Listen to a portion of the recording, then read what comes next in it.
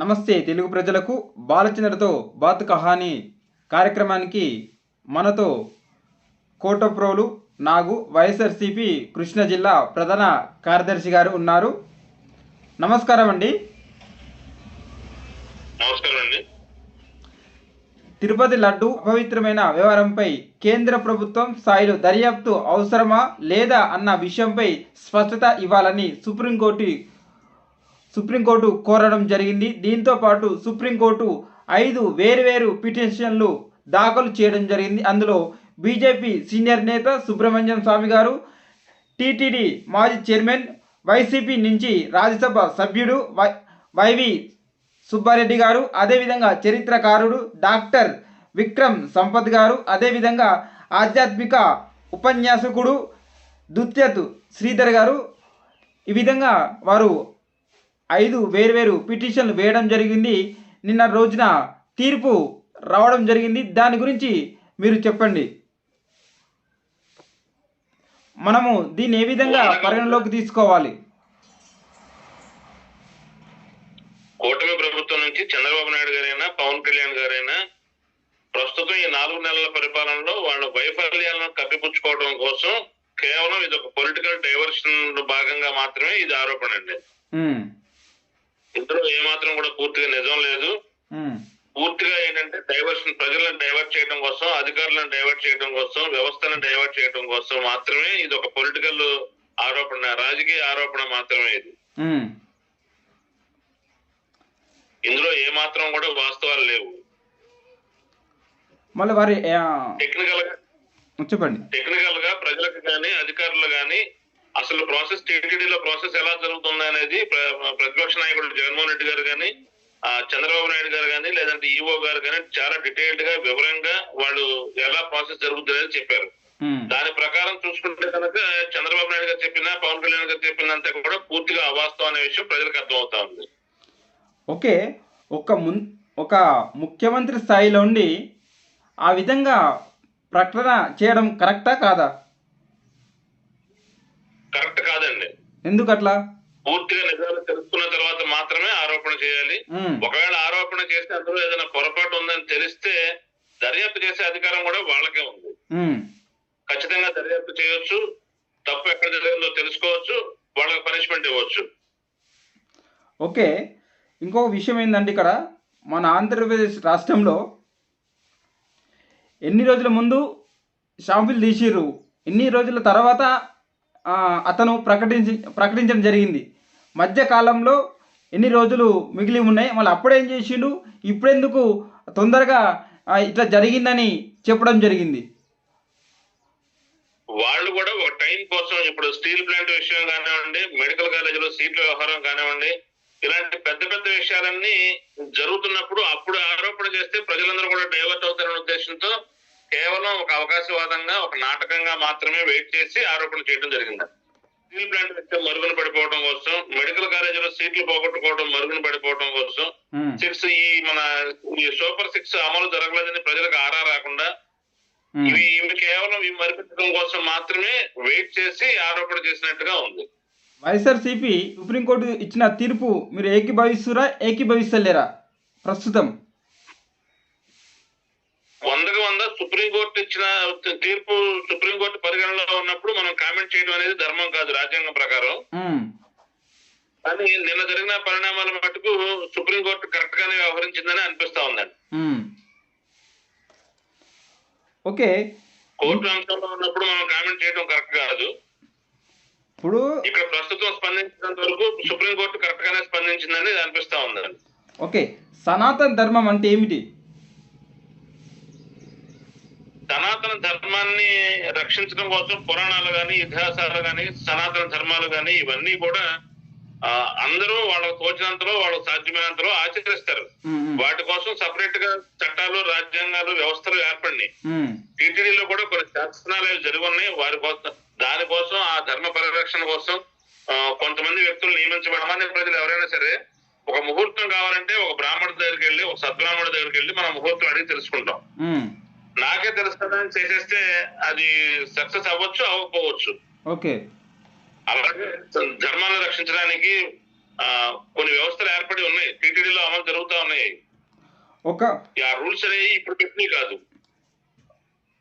Hero అంటే మనం ఏ విధంగా మనం భావించాలి? హీరో అంటే ప్రజా సేవ కూడా ఒక తెర వెనుక ఉన్నది హీరోనా?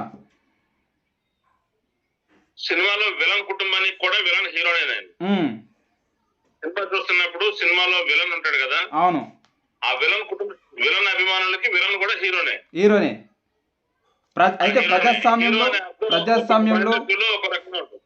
ఓకే, ప్రజలలో హీరో అనే పదానికి సార్ చెప్పండి సార్. ప్రజలలో సినిమాలో హీరో పవన్ కళ్యాణ్ అయి ఉండొచ్చు. సినిమాలో నటించేటప్పుడు పవన్ కళ్యాణ్ గారిని హీరోగా చూడొచ్చు. రాజకీయాలలో ఎవరి జడ్జిమెంట్ వారిది. ఓకే, ఒక్కొక్క ప్రజలకి ఒక్కొక్క నాయకుడు నచ్చుతాడు. కొంతమందికి వైసీపీ నాయకులు హీరోలాగా కనిపిస్తారు, కొంతమందికి టీడీపీ వాళ్ళు, కొంతమందికి జనసేన వాళ్ళు, కొంతమందికి బీజేపీ వాళ్ళు, కొంతమందికి కమ్యూనిస్టులు. ఎవరి నాయకుడు వాళ్ళకి హీరో. Okay, hero. అయితే ఇక్కడ వైఎస్ఆర్ కాంగ్రెస్ పార్టీ అభిమానులందరికీ జగన్మోహన్ రెడ్డి గారు హీరో. టీడీపీలో ఉన్న వాళ్ళకి చంద్రబాబు నాయుడు గారు హీరో. ఇక్కడ మనం గమనించినట్లయితే ఒక హీరో ఒక్క దగ్గర సమస్య ఏర్పడింది, ఆయన పోయి దుర్గమ్మ గుడి కాడ, విజయవాడ కనకదుర్గ దగ్గర అక్కడ సేవా కార్యక్రమాలు నిర్వహించిండు. దీన్ని మనం ఏ విధంగా చూడొచ్చు? ఆయన చేసిన ఆరోపణ కేవలం దాన్ని బలం చేసుకోవడం కోసం వాళ్ళ అభిమానులందరికీ ఒక ఆహారం లాగా ఈ ఆరోపణల్ని వడ్డించడం జరిగింది. ఆయన జనసేనలో ఉన్న అభిమానులందరికీ వైసీపీ వాళ్ళని తిడితేనో, లేకపోతే వైసీపీ వాళ్ళని వాళ్ళు సనాతన ధర్మం పాటించట్లేదని చెబితేనో వాళ్ళకి ఆనందంగా ఆహారంగా ఉంటది. అది వాళ్ళని ఎంటర్టైన్ చేయడం కోసం మాత్రమే ఈ సంఘటన చేయడం జరిగింది. అయితే మీరు అంటున్నారు, రెండోది జనసేన పార్టీలో ఏ నిర్ణయం అయినా మిత్రపక్షం టీడీపీ నుంచి వాళ్ళు ఆజ్ఞలు తీసుకోవాలి. ఇది పవన్ కళ్యాణ్ అనే వ్యక్తి ఒక అతని సంబంధించిన ప్రియ భక్తులకు ఒక ఎంటర్టైన్మెంట్ గా చూడొచ్చా, ఒక రాజకీయ నాయకుల లెక్క చూడొచ్చా వాళ్ళు? లేదండి, అభిమానులకి ఖచ్చితంగా ప్రత్యర్థుల మీద ఆరోపణలు చేస్తేనే వాళ్ళకి ఆనందంగా ఉంటది. అదొక సైకలాజికల్ ట్రీట్మెంట్. అది పార్టీ కూడా వాళ్ళ అభిమానులను ఎంటర్టైన్ చేయడం కోసం ప్రత్యర్థుల మీద ఆరోపణలు చేస్తారు. ఎంటర్టైన్మెంట్ వాళ్ళకి ఎంటర్టైన్మెంట్. అయితే నాకు తెలిసినంత వరకు రాజకీయంలో ప్రజల మధ్య ప్రజాస్వామ్యం విలువలతో మనం చేయాలంటే మనం చేసే ఎంటర్టైన్మెంటు ప్రజా సేవలు అంటే ఎంటర్టైన్మెంట్ వేరు. మనం ఏ విధంగా చూడొచ్చు? నాకు నేను బాగా గమనిస్తుంది ఇక్కడ. చెప్పండి సార్, మీరు చెప్పండి. పవన్ కళ్యాణ్ గారు పార్టీ పెట్టేటప్పుడే, జనసేన పార్టీ అని పెట్టేటప్పుడే నేను ప్రశ్నించడం కోసం పెట్టానని చెప్పారు. అవును, ఖచ్చితంగా కొంతమంది ప్రజలు చంద్రబాబు నాయుడునైనా జగన్మోహన్ రెడ్డి గారినైనా ఎవరినైనా సరే తప్పు ఉంటే ఈయన ప్రశ్నిస్తాడు అని కొంత హోప్ పెట్టుకుంటారు ఆయన మీద. అవును, ఆయన మిత్రపక్షంలో టీడీపీకి సపోర్ట్ చేసినప్పుడు కానీ, బీజేపీకి సపోర్ట్ చేసినప్పుడు కూడా పవన్ కళ్యాణ్ గారు ఖచ్చితంగా స్వపక్షమైనా సరే ప్రశ్నిస్తాడు అని ఆశపడ్డారు. కానీ ఆయన అధికారంలోకి వచ్చిన తర్వాత ఆ ప్రశ్నించే గుణం కోల్పోయారు. మిత్రపక్షం టీడీపీ కూటమి వాళ్ళు ఏ నిర్ణయం, చంద్రబాబు నాయుడు గారు ఏ నిర్ణయం తీసుకున్నా దాన్ని సమర్థించడం వరకే చేస్తున్నారు ఆయన. ఎక్కడా కూడా చంద్రబాబు నాయుడు గారు చేసిందని తప్పులు, జగన్మోహన్ రెడ్డి గారు చేసిందని ఒప్పు ఉంటే పొగుడుతానని చెప్పారు, తప్పు ఉంటే విమర్శిస్తానని చెప్పారు ఆయన. అట్లా ఎక్కడ జరిగింది? అసలు జరగలేదు. లోకేష్ గారు పాదయాత్ర జరుగుతూ ఉంటే ఆయన పాదయాత్ర ఆపేసుకుంటాడు. చంద్రబాబు నాయుడు గారు వరంత దగ్గర తిరుగుతూ ఉంటే ఆయన పరామర్శించడం ఆపేస్తాడు. ఇదంతా కూడా లౌక్యంగా ఏదో చంద్రబాబు నాయుడు గారికి ఇబ్బంది లేకోకుండా, చంద్రబాబు నాయుడు గారికి అడ్డం లేకోకుండా ఆయన ఎలా చెప్తే అలా వింటున్నట్టే కనిపిస్తుంది. కానీ జనసేన ఒక ప్రత్యేకమైన రాజకీయ పార్టీ లాగా, జనసేన తప్పును ప్రశ్నిస్తున్నట్టుగా అలా ఏం లేదు అసలు. అనధికారికంగా జనసేన పార్టీ కూడా టీడీపీ పార్టీ లాగానే వ్యవహరిస్తా ఉంది. అయితే నిన్న రోజున వైఎస్ జగన్ గారికి పైకి వెళ్ళాలని అనుమతి లేదు, ఖచ్చితంగా టీటీడీ అనుమతి కావాలి, తర్వాత మీరు దర్శించుకోవాలి, అనుమతి లేదని మేము అడ్డగిస్తామని మా తెలంగాణ రాష్ట్రం నుంచి కొందరు వేరు ఈ విధంగా పరిస్థితి మనం క్రియేట్ జరిగింది. మనం ఈ విధంగా మనం చూడొచ్చు. అదేవిధంగా మనం వైసీపీ పార్టీ నుంచి చూస్తే చాలామంది ఈ విధంగా కోరుకోవడం జరుగుతుందా, లేకపోతే ఈ టీడీపీ వ్యక్తులు కోరుకోవడం జరుగుతుందా, జనసేన వాళ్ళు కోరుకోవడం జరుగుతుందా? అయితే ఇందులో కూడా పవన్ కళ్యాణ్ అనే వ్యక్తి ఒక హిందూ అయితే తన భార్య కూడా ఒక క్రిస్టియను, వాళ్ళ కూతురు కూడా ఒక క్రిస్టియను. మళ్ళీ దీన్ని ఏ విధంగా చూడొచ్చు? మళ్ళీ అంటే ఈ టీడీపీలో ఉన్న వ్యక్తులలో క్రిస్టియన్స్ లేరా, ముస్లిమ్స్ లేరా? అసలు నువ్వు క్రిస్టియన్, నువ్వు హిందూ అని చెప్పడానికి మనం ఎవరో సరే, దానికి ఒక రాజ్యాంగం, దానికి ఒక వ్యవస్థ ఉంది. అవును. డిక్లరేషన్ అనేది సుమారుగా 87-90 ఆ ప్రాంతాల నుంచి అమలు జరుగుతూ ఉంది తిరుపతిలో. అవును. ఆ డిక్లరేషన్ అన్ని మతస్థులు ఎవరైనా వచ్చినప్పుడు, ముస్లిమ్స్ కానీ క్రిస్టియన్స్ కానీ ఎవరైనా అన్ని మతస్థులు వచ్చినప్పుడు వాళ్ళు నేను అన్ని మతస్థుల్ని, నేను హిందువులు కానప్పటికీ కూడా హిందూయిజాన్ని గౌరవిస్తానని ఒక అఫిడవిట్ ఇస్తారు వాళ్ళు. అవును. అది ఒక ప్రాసెస్ లో భాగం. అది ప్రత్యేకించి ఇప్పుడు హిందువులు జగన్మోహన్ రెడ్డి గారు ఆల్రెడీ హిందువుగా ఉన్నాడు ఆయన. అవును. నువ్వు ప్రత్యేకించి మళ్ళీ హిందువు అని నిరూపించుకో అని చెప్పడం హాస్యాస్పదంగా ఉంది. ఒక హిందువుని నువ్వు హిందువు అని నిరూపించుకో. హిందువుగా ఉండి మనం చాలా చర్చిలకు వెళ్తా ఉంటారు, మసీదులకు వెళ్తా ఉంటారు, అన్ని మతాలను గౌరవిస్తూ ఉంటారు. ఇవి అన్ని చోట్ల జరుగుతాయి. ఇప్పుడు పవన్ కళ్యాణ్ గారు రాజకీయ పార్టీ పెట్టారు, ఆయన చర్చికి వెళ్ళొద్దా, మసీదుకి వెళ్ళొద్దా? ఓన్లీ హిందువుల దగ్గర మాత్రమే రాజకీయం చేయగలుగుతారా? పవన్ కళ్యాణ్ గారి వరకు ఒక కులం గోడల మీద ప్రభుత్వాన్ని నిర్మించాలని ప్రయత్నం చేశారు, ఫెయిల్ అయ్యారు. ఇప్పుడు ఒక మతం మీద ప్రభుత్వాన్ని నిర్మించాలని ప్రయత్నం చేస్తే మళ్ళీ ఫెయిల్ అవుతారు. అవును, ఖచ్చితంగా. సమాజంలో ఒక రాజకీయ పార్టీ పెట్టినప్పుడు రాజకీయ పార్టీ అన్ని మతాల వారికి, అన్ని కులాల వారికి, అన్ని ప్రాంతాల వారికి సేవ చేయాల్సి ఉంటుంది. ఒక మతం హిందువుల కోసమే పలానా రాజకీయ పార్టీ, ముస్లింస్ కోసమే పలానా రాజకీయ పార్టీ అట్లా ఏం ఉండదు కదా. అదేదో కేవలం ఏంటంటే ఈ కుల రాజకీయాలు, మత రాజకీయాలు, హిందువులందరికీ జగన్మోహన్ రెడ్డిని దూరం చేద్దాం అనే ఒక ప్రయత్నంలో భాగం అంతే. జగన్మోహన్ రెడ్డి గారు కూడా క్లియర్ గా చెప్పడం జరిగింది, నేను బైబిల్ చదువుతాను, నేను చర్చిలకు వెళ్తాను, మసీదులకు వెళ్తాను, సిక్కిజం గౌరవిస్తాను, అన్ని రకాల అన్ని మతాలను ఇచ్చేస్తాను. లౌకిక దేశం. మనం చిన్నప్పుడు సోషల్ లో చదువుకున్నాం కదా, భారతదేశం అతిపెద్ద లౌకిక దేశం. అవును. అన్ని మతాల వారిని గౌరవించాలి. ఇలా చాలా మాట్లాడటం చాలా సున్నితమైన అంశం. అది వారి సంస్కారానికి వదిలేస్తున్నాం. చంద్రబాబు నాయుడు గారు, పవన్ కళ్యాణ్ గారు అట్లా మాట్లాడకూడదు. రెండో, జగన్మోహన్ రెడ్డి గారిని తిరుపతి వెళ్లకుండా అడ్డుకోవడం అనేది అతిపెద్ద అనాగరికమైన చర్య. అది అవును. మేము ఆ రోజు రేణిగుంట వెళ్తే రేణిగుంట నుంచి తిరుపతి వరకు అసలు పోలీసులు లేరు. ఎక్కడికక్కడే అందరూ బీజేపీ వేషాల్లో, జనసేన వేషాల్లో ఆ టవల్స్ కప్పుకొని ఎవరికాళ్ళే మంచి వాళ్ళు ఎవరో చెడ్డవాళ్ళు ఎవరో తెలియదు వేల సంఖ్యలో వచ్చి ఉన్నారండి. పొరుగు రాష్ట్రాల నుంచి కూడా బీజేపీ వాళ్ళు, జనసేన వాళ్ళు వీళ్ళందరూ కూడా వచ్చి జగన్మోహన్ రెడ్డి గారికి ఏదో హాని చేద్దాం అనే ప్రయత్నంలో ఉన్నారు. అవును. అసలు గుడికి వెళ్ళటం, ఒక మనిషిని గుడికి వెళ్ళటం ఆపటం అంటే అది ఎంత అనాగరికమైన చర్య. అది కక్ష సాధింపులు లేదా టిట్ఫర్ చర్యకి ప్రతిచర్య అనేది సెకండరీ. తర్వాత వాళ్ళు గవర్నమెంట్ లేనప్పుడు వాళ్ళు ఎలా ఫేస్ చేస్తారనేది వేరే విషయం.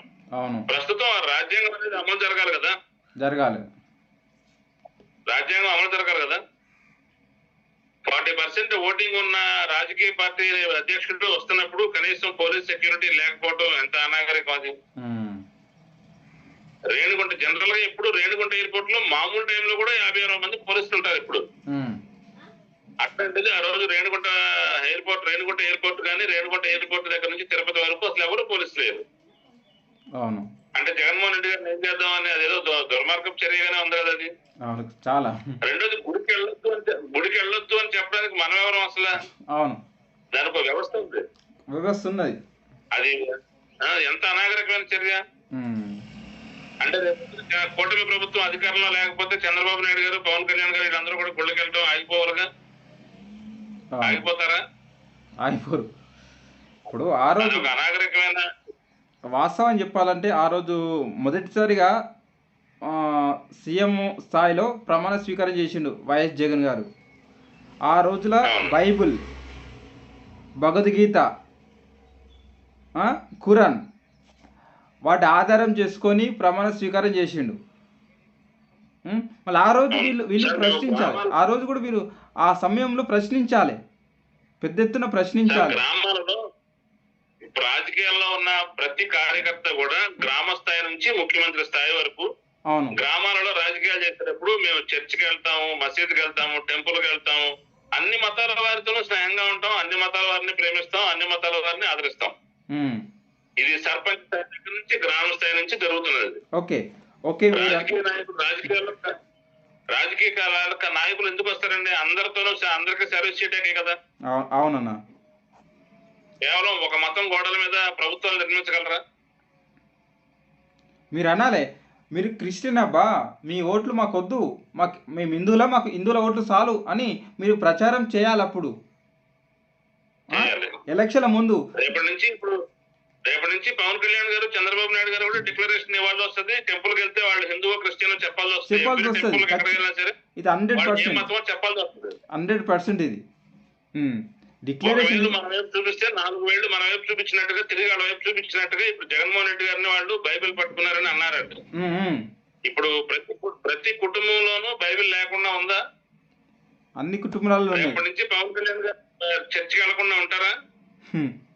ఖచ్చితంగా వెళ్ళాలి. చంద్రబాబు నాయుడు గారు చర్చికి వెళ్లకుండా ఉంటారా? అవును.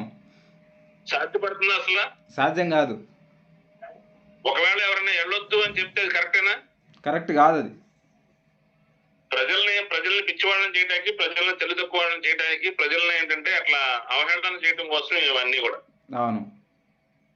ఈ లోపు ఏంటంటే అధికారులు, టీవీ వ్యవస్థ, విలేకరులు, జర్నలిస్టులు, ఛానల్స్ గానీ, అధికారులు గానీ, ప్రజలు గానీ మొత్తం అందరూ కూడా ఆ స్టీల్ ప్లాంట్ విషయం మర్చిపోతారు, సూపర్ 6 మర్చిపోతారు, మెడికల్ కాలేజీలో సీట్లు పోగొట్టుకుని మర్చిపోతారు అనే ఉద్దేశంతో కేవలం ఒక వారం రోజులు 10 రోజులు ఇష్యూని డైవర్ట్ చేద్దాం అని చెప్పి డైవర్ట్ చేయడం.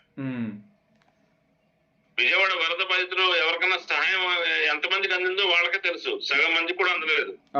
వాళ్ళు ఇప్పుడు కలెక్టర్ ఆఫీసుల చుట్టూ, సచివాలయాల చుట్టూ తిరుగుతూ నానా రకంగా కొట్లాడుకుంటున్నారు, పోలీసులు వచ్చి లాఠీ చార్జ్ చేస్తున్నారు, అనేక రకాల ఇబ్బందులు పడుతున్నారు. ఇక్కడ మీడియా ఒక టీవీ ఛానల్ వెళ్ళి చూపిస్తే మొత్తం స్టేట్ మొత్తానికి ఆ విషయం అర్థం అవుతుంది. ఒక గమ్మత్తమైన విషయం ఏంటంటే, ఇక్కడ ఆధారాలు ఉన్నాయి, బయటపడ్డాయని తెలుగుదేశం వాళ్ళు అంటారు. సుప్రీంకోర్టు ఏమంటుంది?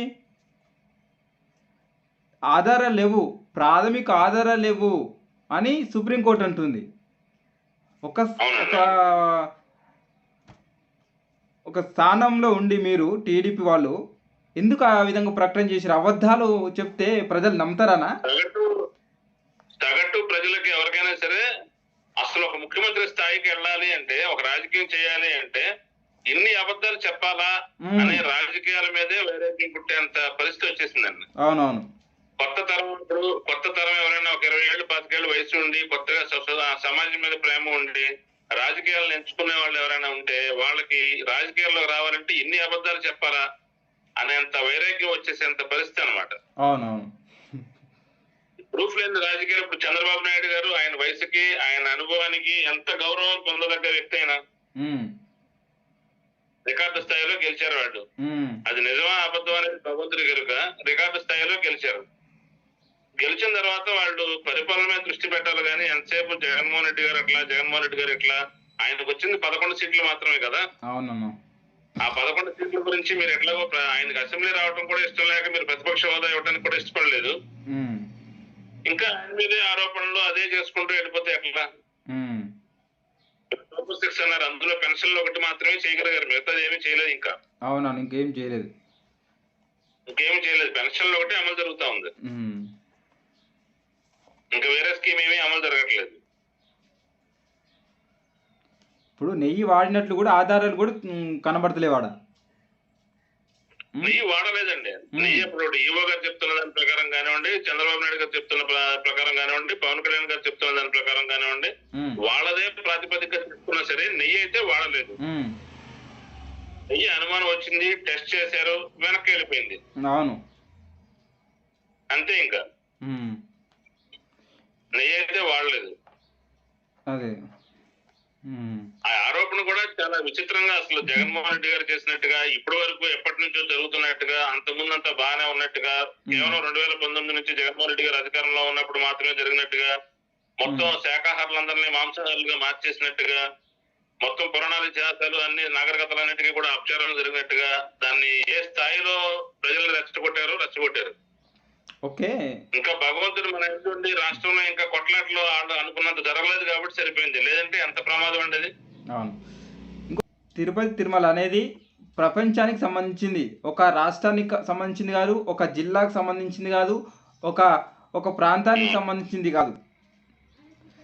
విదేశాల నుంచి భక్తులు వస్తూ ఉంటారు, విదేశాల నుంచి ఆదాయం వస్తూ ఉంటుంది. ఒక సిట్టు వేసి తప్పించుకోవడం చూస్తురా, లేకపోతే సిట్టుకే వర్తించన్న దీన్ని? తిరుమల తిరుపతి దేవస్థానం అనేది ప్రపంచ ప్రసిద్ధిగాంచిన పుణ్యక్షేత్రం అండి. అవును. మన రాష్ట్రానికి అత్యధిక ఆదాయం తెచ్చిపెడుతున్నటువంటి పుణ్యక్షేత్రం. అవును. అదొక స్వతంత్ర వ్యవస్థ. అవును. అది మన భారతదేశానికి ఒక మణిహారం లాంటిది. అవును. మరీ ప్రత్యేకంగా ఆంధ్రప్రదేశ్ రాష్ట్రానికి ఒక ప్రత్యేకమైన ఆకర్షణ. అవును. ఒక ప్రత్యేకమైన గౌరవం, గుర్తింపు ఉన్నది. మన రాష్ట్రం నుంచి ఏ నాయకులు ఏ కంట్రీ వెళ్ళినా వాళ్ళందరూ కూడా తిరుమల తిరుపతి వెంకటేశ్వర స్వామి నమూనాలను కానీ, లేదంటే లడ్డూ ప్రసాదాలను కానీ, ఇక్కడ ఇక్కడ కళాకృతులను కానీ గిఫ్ట్లుగా తీసుకెళ్లి వేరే ప్రపంచ దేశాల నాయకులకు ఇస్తా ఉంటారు. అవును. అట్లాగే ప్రపంచ దేశాల నాయకులు ఎవరు వచ్చినా సరే ప్రధానమంత్రి స్థాయి, రాష్ట్రపతి స్థాయి వాళ్ళని చెప్తున్నానండి. వాళ్ళు ఎవరు వచ్చినా సరే వచ్చి పెద్ద తిరుపతి వచ్చి వెంకటేశ్వర స్వామిని దర్శనం చేసుకుని వెళ్తూ ఉంటాం. అలాంటిది అంత పేరుండి రాష్ట్రానికి అంత పేరు తెచ్చిపెడుతున్న తిరుమల తిరుపతి దేవస్థానాన్ని మనం ఇట్లా అవహేళన చేసి మన పరువు మనమే తీసేసుకున్నాం. అవును. ఇది ప్రపంచానికి సంబంధించిన దేవస్థానం, ఓన్లీ రాష్ట్రానికి సంబంధించింది కాదు. కాబట్టి సిట్టుకు ప్రాధాన్యత ఇవ్వన్నా సిబిఐకి ప్రాధాన్యత ఇవ్వాలి. సిట్ ఏమో రాష్ట్రానికి, సిబిఐ ఏమో మన దేశానికి సంబంధించిన ఒక సంస్థ. సిబిఐ ఎంక్వైరీ చేస్తే పవన్ కళ్యాణ్ గారు, చంద్రబాబు నాయుడు గారు చెప్పింది అబద్ధం అని తేలిపోతుంది ఖచ్చితంగా. అదే సిట్ ఎంక్వైరీ అయితే లోకల్ పోలీస్ ఎంక్వైరీ చేస్తారు కాబట్టి చంద్రబాబు నాయుడు గారు, పవన్ కళ్యాణ్ గారు చేసిన ఆరోపణ నిజమని వాళ్ళు నిరూపించడానికి అవకాశం ఉంటుంది. సిట్ అనేది కేవలం చంద్రబాబు నాయుడు గారి చేతిలో ఉంటది కాబట్టి, ముఖ్యమంత్రి గారి చేతిలో ఉంటది కాబట్టి వారు సిట్ ప్రిఫర్ చేసుకున్నారు. ఖచ్చితంగా సిట్ లో న్యాయం జరగదండి. ఓకే. సిబిఐ ఎంక్వైరీ చేస్తేనే దీంట్లో నిజ నిజాలు ప్రజలకు అందరికీ కూడా క్లియర్ గా ఒక క్లీన్ చిట్ ఇచ్చినట్టే అవుతుంది. మళ్ళీ సిబిఐ ఎంక్వైరీ చేయించడం అనేది కరెక్ట్ అండి. మరి ఇప్పుడు సుప్రీంకోర్టు ఏం చెప్తుంది దీని మీద? సిట్ వేయడం తప్పని చెప్పాను కదా, సుప్రీంకోర్టు గారు చెప్పింది కదా నిన్న. అవునవును. మరొకసారి వాయిదా కూడా ఇచ్చినట్టుంది. 3వ తారీఖు వాయిదా వేశారండి. అవును. 3వ తారీఖు మళ్ళీ సుప్రీంకోర్టు మళ్ళీ చర్చ చేస్తారు మళ్ళీ. అవును. సిట్ తో చేయించితే అది క్లీన్ గా ఉండదండి. ఉండదు. అవును. సిబిఐ ఎంక్వైరీ చేస్తేనే క్లీన్ గా ఉంటుంది. అవునవును. వాళ్ళ తప్పులు వాళ్ళు బయటపడినా సరే ప్రజలకి క్లీన్ చిట్ ఇచ్చినట్టు అవుతుంది. అది కరెక్టే మీరు అన్నది. అయితే సిట్టు ఎంక్వైరీ చేపిస్తే రాష్ట్రానికి సంబంధించిన వ్యక్తులకు నమ్మకం అనేది ఉంటుందా, నమ్మకం పోతుందా ప్రభుత్వం పైన? నమ్మకం పోతుందండి. సామాన్య ప్రజలకి ప్రభుత్వం మీద నమ్మకం పోతుంది సిట్ ఎంక్వైరీ చేపిస్తే. ఓకే. దాంతోపాటు అన్నగారు ఆల్రెడీ నష్టం జరిగింది. తిరుపతి లడ్డు అంటే చాలా ప్రాముఖ్యతది. ఎక్కడ పోయినా ఇంత కొంచెం ప్రసాదం ఇయ్యనని రిక్వెస్ట్ చేస్తాం. మన చుట్టుపక్కల ఎవరివైనా, మన పక్కల ఎవరివైనా ప్రసాదం పెడతారు, చాలా ఆనందంగా తింటారు. ఓకే. అయితే ఇక్కడ లడ్డు యొక్క ప్రాముఖ్యత తీసిన తర్వాత ఇప్పుడు ఆ ప్రాముఖ్యత వస్తుందా, ఇట్లే ఉండిపోతుందా? ఆల్రెడీ తగ్గింది కదా తిరుపతి అంటే. సిబిఐ ఎంక్వైరీ చేసి దానికి ఏమి తప్పు జరగలేదు, నెయ్యి వాడలేదు, ఏదో రాజకీయ ఆరోపణల కోసం మాత్రమే ఇలా చేశారు అని ఒక టిటిడి తిరుమల తిరుపతి దేవస్థానానికి కానీ, లడ్డూకి కానీ, మన ఆంధ్ర రాష్ట్రానికి కానీ ఒక క్లీన్ చిట్ ముగింపు అనేది ఇస్తే మళ్ళీ తిరిగి పూర్వవైపు సాధించడానికి అవకాశం ఉంటదండి. అంతే తప్పితే అసలు పూర్తిగా దాన్ని సిట్ తో ఎంక్వైరీ చేయించి పూర్తిగా వదిలేస్తే మాత్రం ఆ ఆరోపణ పూర్తి అవదండి. ఒకవేళ వాళ్ళు చేయించకపోయినా తప్పనిసరిగా మళ్ళీ వచ్చే మా ప్రభుత్వంలో కంపల్సరీగా సిబిఐ ఎంక్వైరీ జరుగుతుంది ఖచ్చితంగా. ఒకవేళ ఇప్పుడు వాళ్ళు ఏదైనా అధికారం ఉంది కదా అని తప్పించుకుని పారిపోయినా తప్పనిసరిగా మళ్ళీ వైఎస్ఆర్ కాంగ్రెస్ పార్టీ అధికారంలోకి వచ్చిన తర్వాత సిబిఐ ఎంక్వైరీ చేయించి దాంట్లో ఎవరు తప్పు ఉంటే వాళ్ళకి పనిష్మెంట్ పడేలాగా చేయడం జరుగుతుంది. ఓకే. మీరు చెప్పండి, రాజకీయ కోణంలో మాట్లాడుతురా లేకపోతే ఒక సనాతన ధర్మం ప్రకారం వారు మాట్లాడుతురా? రాజకీయ కోణంలో మాత్రమే మాట్లాడుతున్నారండి. ఈ సనాతన ధర్మం అనేది భగవంతుడు అనేది ఊరికి అడ్డం పెట్టుకున్న మాటలు అంతే. ఓకే. ఇప్పుడు ఒక టీటీడీ ఒక తెలుగుదేశం పార్టీలోనే భక్తులు ఉంటారు కదా, ఒక జనసేనలోనే ఉంటారు కదా, ఒక వైసీపీలోనే ఉంటారు కదా. ఆంధ్రప్రదేశ్ లో భారతదేశం మొత్తం మీద ఎంతో మంది నమ్ముతారు, ఎంతో మంది మొక్కుతారు. అవును.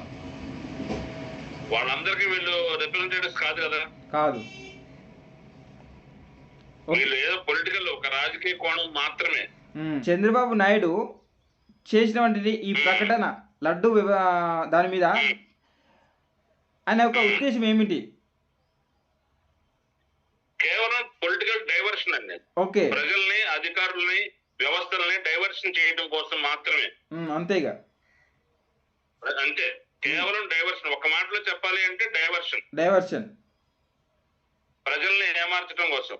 ఒక ముఖ్యమంత్రి స్థాయి వ్యక్తి ఆరోపణ చేస్తే ఎందుకు చేశాడని కొంత ఆలోచిస్తారు కదా ప్రజలు. అవునవును. ఇప్పుడు వాస్తవం జరిగింది కూడా గడిచిన 10 రోజుల నుంచి మనం ప్రజలు గాని, టీవీ ఛానల్స్ గాని, అధికారులు గాని అందరూ దాని వైపు తిరుగుతున్నారు కదా. అవును. ఇప్పుడు ఆ స్టీల్ ప్లాంట్ విషయం గురించి టీవీ ఛానల్స్ చెప్పడానికి లేదు కదా. లేదు. మెడికల్ కాలేజీల గురించి మెడికల్ కాలేజీలు ఆపేశారు, కాలేజీ సీట్లు ఆపేశారు, దాని గురించి చెప్పడానికి లేదు కదా. లేదు. సూపర్ 6 జరగట్లేదని చెప్పడానికి లేదు కదా. లేదు. విజయవాడలో వరద బాధితులు నష్టపోతున్నారని చెప్పడానికి లేదు కదా. టైం అంతా టీవీ ఛానల్స్ అన్ని కూడా లడ్డు చుట్టూతోనే తిరుగుతా ఉన్నాయి. నువ్వు ఎందుకు అని చెప్పు, నేను చెప్తా, నేను ఎందుకు అని నేను చెప్తున్నా అని ఒక వీడియో రిలీజ్ అయింది టీవీలో. నా బ్యాగ్లో బైబిల్ ఉంటుంది, నేను ప్రతిరోజు నేను బైబిల్ చదువుతా అని వీడియో రిలీజ్ చేయడం జరిగింది రీసెంట్గా. దాన్ని ఏ విధంగా చూడొచ్చు? ఒక హోంమంత్రి స్థాయిలో ఉండి ఇప్పుడేమో నేను హిందువుని గర్విస్తున్నా, నేను హిందువును, నువ్వు చెప్పు అని ఇప్పుడు చెప్పడం. అధికారం లేనప్పుడు నేను బైబిల్ నేను ఫాలో అవుతా అనే ఉద్దేశాన్ని చెప్పడం, దీన్ని ఏ విధంగా చూడొచ్చు? ప్రజలు ఏ విధంగా రిసీవ్ చేసుకుంటారు? సరే, మామూలుగా రాజ్యాంగంలో మహిళలకి హోంమంత్రి ఇవ్వడం అనేది సంతోషించదగ్గ విషయం అండి. ఓకే.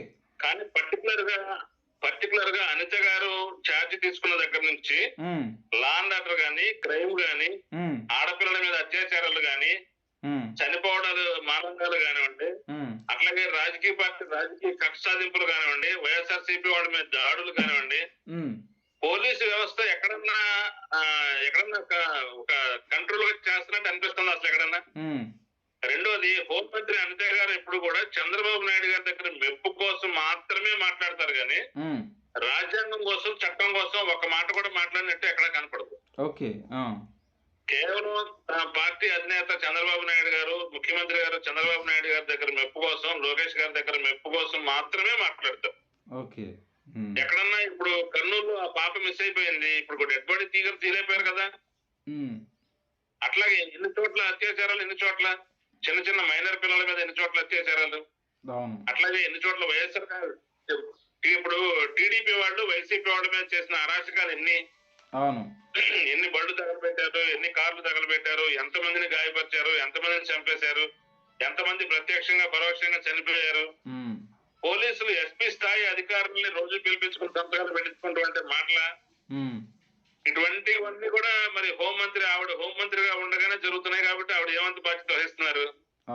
వెంటనే ఆవిడ కాన్స్టిట్యున్సీలోనే పెద్ద సంఘటనలు 3 సంఘటనలు జరిగినాయి. ఆవిడ మేడం గారు రెస్పాండ్ అవ్వలేదు. ఇప్పుడు కంట్రోల్ చేస్తాడు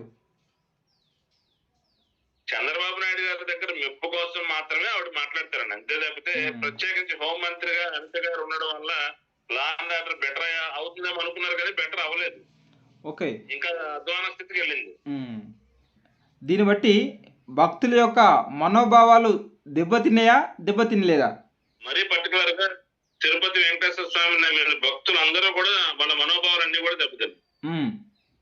ఆరోపణ చేశారు, దాన్ని రుజువు చేయట్లేదు. దాన్ని రుజువు చేస్తేనే కదా దాంట్లో ఉందే లేదు అని ప్రజలకు తెలిసేది. అవునన్నా. రుజువు చేయకోకుండా దాన్ని ఇన్కంప్లీట్ గా వదిలేస్తే వాళ్ళు రేపొద్దున లడ్డు ప్రసాదం తీసుకోగలరా? తీసుకోలేరు కదా. అవును. దాని తర్వాత ఇప్పుడు చంద్రబాబు నాయుడు గారిని ఇన్వైట్ చేయడానికి ఈవో గారు వచ్చి చంద్రబాబు నాయుడు గారికి కూడా లడ్డు ఇచ్చారు. అందులో కూడా మరి యానిమల్ ఫ్యాట్ ఉందా? పవన్ కళ్యాణ్ గారిని కూడా ఇన్వైట్ చేశారు బ్రహ్మోత్సవాలకు రమ్మని.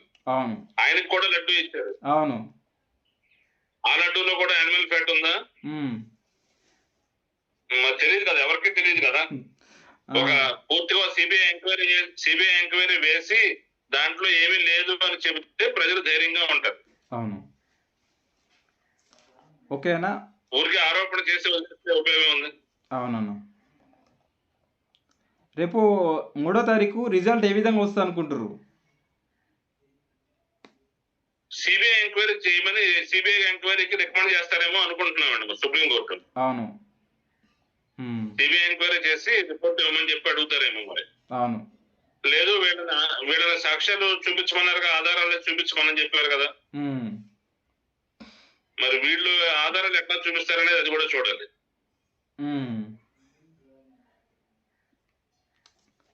ఏమీ లేదని భగవంతుడి దయ వల్ల ఏమీ లేదు, ప్రజలంతా కూడా ధైర్యంగా ఉండండి, భక్తులంతా కూడా ధైర్యంగా ఉండండి అని సుప్రీంకోర్టు నుంచి వస్తుందని అనుకుంటున్నామండి. ఓకే. ఇప్పుడు ఈ విధంగా చంద్రబాబు నాయుడు ప్రకటన చేయడం జరిగింది. సుప్రీంకోర్టు ఆధారాలు చూపించాలి, ప్రాథమిక ఆధారాలు కూడా మా దగ్గర లేవు, మీ దగ్గర లేవు, చూపిస్తలేరని అన్నది సుప్రీంకోర్టు. ఒక న్యాయపరమైన మార్గంలో సుప్రీంకోర్టు వెళ్తున్నది. అయితే ఇప్పుడు క్రెడిట్ అనేది అటు జనసేనకు క్రెడిట్ వస్తుందా, వైఎస్ఆర్సీపీకి వస్తుందా, బీజేపీకి వస్తుందా, లేకపోతే తెలుగుదేశం పార్టీకి వస్తుందా క్రెడిట్? ఇది ఒక రకంగా ఆరోపణ చేసింది తెలుగుదేశం పార్టీ చంద్రబాబు నాయుడు గారు అయినప్పటికీ కూడా వైఎస్ఆర్ కాంగ్రెస్ పార్టీ శీల పరీక్ష జరిగినట్టు అవుతుంది. అవునవును. ఈ క్రెడిట్ అంతా వైఎస్ఆర్ సిపికే వస్తుందని అనుకుంటున్నాను. అయితే ఇది నాకు తెలిసి కూడా ఇది 100% కరెక్ట్ అనుకుంటాను నేను. ఎందుకంటే ఖచ్చితంగా ఆ నిందను నిరూపించకపోతే ఒక విధంగా ఉంటుంది, నిరూపిస్తే ఒక విధంగా ఉంటుంది. సిబిఐ ఎంక్వైరీ చేసి ఇందులో ఏమీ లేదు, ఈ చొప్పదన్న ఆరోపణ అని చెప్పినప్పుడు ఖచ్చితంగా ఆ సానుభూతి వైఎస్ఆర్ సిపికే వస్తుంది కదా. అవును. కేవలం రాజకీయంగా ఎదుర్కోలేక భయపడి మాత్రమే ఆరోపణ చేశారని అర్థమవుతుంది కదా ప్రజలకు కూడా. అవును. జనరల్ గా ఇప్పటికే మీరు జగన్మోహన్ రెడ్డి గారు ఏదైనా పరామర్శించడానికో లేకపోతే ఎవరైనా పలకరించడానికి వెళ్ళినప్పుడు మీరు గమనిస్తా ఉంటుంటారు. జనరల్ గా రాజకీయాల్లో లాస్ట్ ఆఖరి సంవత్సరం కొద్దిగా జనం బయటపడి బాగా బయటకు వస్తారు. పాలకపక్షం వాళ్ళకి వ్యతిరేకంగా అసంతృప్తి గానీ ఇవన్నీ కూడా ఆఖరి సంవత్సరంలో బయట పెట్టుకుంటారు. జనం కాస్త బయటకు వస్తారు బాగా. అంతా నిండా కలిపి 100 రోజులు కంప్లీట్ అవ్వలేదు. అప్పుడే మీరు గమనించండి, అధికారంలో లేకపోయినప్పటికీ పట్టుమని ఎమ్మెల్యేలు, పదుల సంఖ్యలో ఎమ్మెల్యేలు లేకపోయినప్పటికీ, పదవి లేకపోయినప్పటికీ, ప్రతిపక్ష నాయకుడు హోదా లేకపోయినప్పటికీ ప్రజల్లోకి వెళ్తా ఉంటే ఆదరణ చూడండి ఎలా ఉందో. ప్రజల ఆదరణ ఎలా ఉందో చూడండి. ఖచ్చితంగా ఏంటి భగవంతుడు ఇట్లా ఎందుకు జరిగింది, ఎక్కడ జరిగింది ఇట్లాగా, ఏంటి నిజంగా ఓట్లు వేయకే ఇట్లా జరిగిందా, లేదంటే ఇంకేదన్నా గోల్మాల్ జరిగిందా అనే అనుమానాలు కలిగించేంతగా వస్తున్నారు జనం. అవునవును. మీరు అంటున్నారు లడ్డు మీద వైఎస్ జగన్ ఎక్స్ప్లెయిన్ చేసిండు. అవునండి. ఆ మాజీ చైర్మన్ సుబ్బారెడ్డి గారు కూడా దాని గురించి ఎక్స్ప్లెయిన్ చేయడం జరిగింది. పార్టీకి సంబంధించిన ప్రముఖులు కూడా దాని గురించి ఎక్స్ప్లెయిన్ చేయడం జరిగింది.